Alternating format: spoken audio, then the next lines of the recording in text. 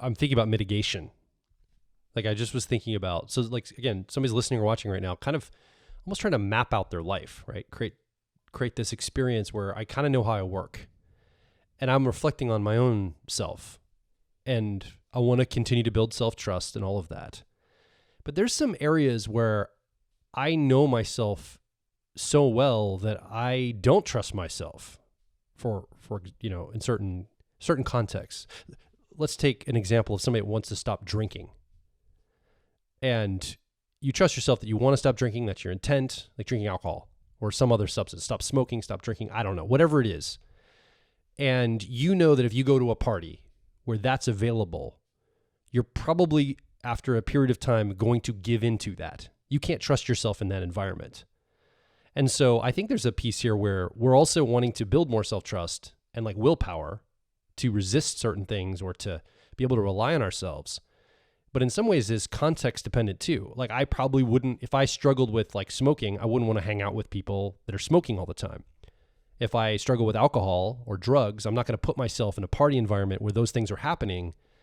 And by staying home or staying out of the environment, I think I actually am trusting myself and honoring myself. I trust that I know how I work so well that I'm not going to put myself in a vulnerable position.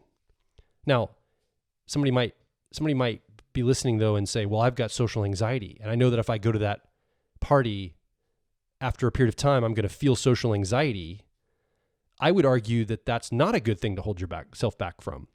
And so I'm realizing that as somebody's listening along, maybe creating kind of a map of their life, this mitigation strategy might throw this all off. Because when do we know if something's unhealthy and we shouldn't put ourselves in that environment and quote unquote, I'll just trust myself not to take a drink of alcohol or smoke or whatever the thing is, versus something that might be healthy to stretch ourselves out of, which is like put ourselves in that context to feel socially anxious.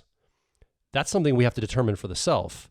But I think mitigation strategy and prevention moves are important to talk about here too. Yeah. It gets super deep and nuanced, I think. Yeah. I think that's an excellent question. And I believe that the person who discovered that they can't trust themselves with alcohol has already made enough mistakes to understand that. Yeah. So they aren't projecting, mistakes into a situation that they haven't experienced. They have the experience of having made the mistakes. And so now they are doing their best to not repeat them. Yeah. And self-trust is it's not about trusting you're always going to make the right decision. It's trusting that you're going to set yourself up for success. That's key. And so in a situation where a person has possibly social anxiety, maybe they've had some bad experiences, but allowing yourself to just go, well, I have social anxiety. I guess I never have to engage with people, and I shouldn't engage with people because it makes me feel bad. This is not a person who's setting themselves up for success, because we need to have good social acumen in order to live a fuller life. Yeah. If we are constantly avoiding social situations, and by the way, I'm going to get a lot of heat from people right now. You just set me up to get heat, and I realize I keep just opening more and more. We do. We got to close it down. I can't do this. We got to start, landing the plane. That's here. right. Okay, and so I'll go back to markers of self-trust, but I will say the thing right now. Wait, why are you going to get in trouble? Because you're suggesting people go into socially anxious places? Yeah, because I'm not giving people with social anxiety a lot of quarter right now. Well, if you're an introvert that struggles with this and you want an out, we give you special dispensation to... No, I don't.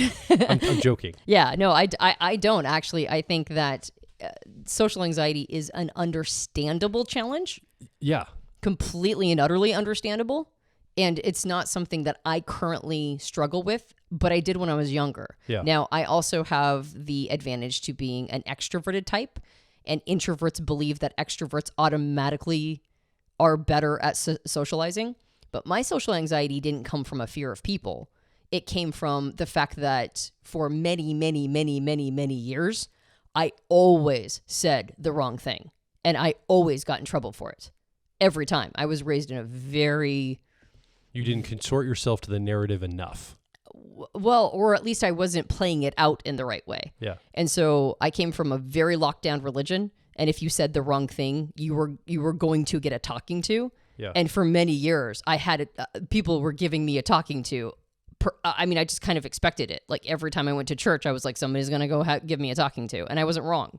So my anxiety came from the fact that I thought that literally everything I said was the wrong thing. And in some ways, being an extrovert messed me up because I couldn't stop talking. I was like, everybody needs to hear what I have to say, right? Oh, I'm in trouble again. So a part of me doesn't give quarter to those kinds of situations because social anxiety itself is a lack of self-trust. Well, and It's not trusting that one can navigate through those situations and get to the other side and be okay. And to go back to when we were defining trust, we talked about the element when it's a verb, strong and safe, is what we're creating, the safety.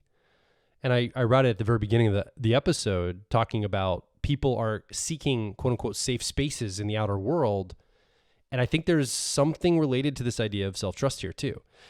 But again, it's nuanced because I agree with someone that trusts themselves enough to not put themselves in a bad situation where they'll make a bad choice for themselves. Mm-hmm. That's different than putting yourself in a situation that stretches yourself. And that's a self-assessed distinction, I think. The next podcast topic is going to be about self-confidence. It's the last one, and we're wrapping up with self-confidence. Yeah. I'd like to kick this conversation to the self-confidence conversation. Let's do it. Okay. And that way we can wrap up because I have a feeling that this one's going kind of long. It's totally fine. Joel's like, but I've got more loops to open. You got to chill. I'll land them. Finish with my list of markers of a person who has gained self-trust. Cheers. And Let's then do it. Cheers. And then we can wrap up. Okay. Fair so enough. The first marker was clarity in decisions and a confidence to be able to do those.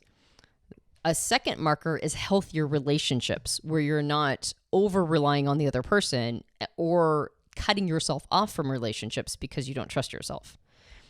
And I think that a final marker of self-trust is a person's, and this is what I had to learn by getting over my social anxiety, which is that I can assert the things that I say with confidence, but I don't have to come across as a know-it-all. I don't have to come across as arrogant. I can just speak from my own trust in my ability to understand something or have good judgment. And you're saying arrogance because that was how you overcompensated. But you're saying basically the principle is you can speak with authority from yourself without overcompensating and however you would do that. Yeah. In your own, like I might do it differently than a know-it-all. Yeah. Well, I think there's two sides of this. There's like the super hesitant voice that is like, what should I do here? But they're not saying what should I do here. It's just their voice is saying that, right? Their voice tonality is constantly self-questioning. And a overcompensation for that is arrogance, is just bulldozing or acting like a know-it-all or always assuming you know everything. That's actually when somebody comes across like they can't ever be wrong, that is a sign of a lack of self-trust because they can't get any pushback. They can't have anybody say, well, have you thought about this? And then again, that's that ownership, that responsibility, the willingness to make mistakes. They can't go, I hadn't thought of it that way. And so now they have to have an affectation that warns people, don't give me any pushback. And so when a person has self-trust, you're going to hear it in the tonality of their voice. You're going to hear them rest into what they know, be willing to be wrong, be willing to take other people's thoughts and opinions into consideration. They won't overly hand over power, like their voice going, what do you think, basically? But they also won't give an affectation that warns everybody else, if you give me pushback, I'm going to release the dog, right? Or I'm going to release the hounds on you. And so the ability to live a full life comes from all of this.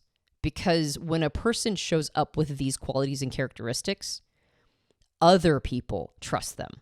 Other people rest into them. It greases the wheels of all your interactions. It greases the wheels of all of the situations you find yourself in. And it gives you the ability to have a much, much fuller and richer life with a lot less anxiety, a lot less tension, a lot less self-flagellation. It's just an overall nicer way to experience life. Yeah.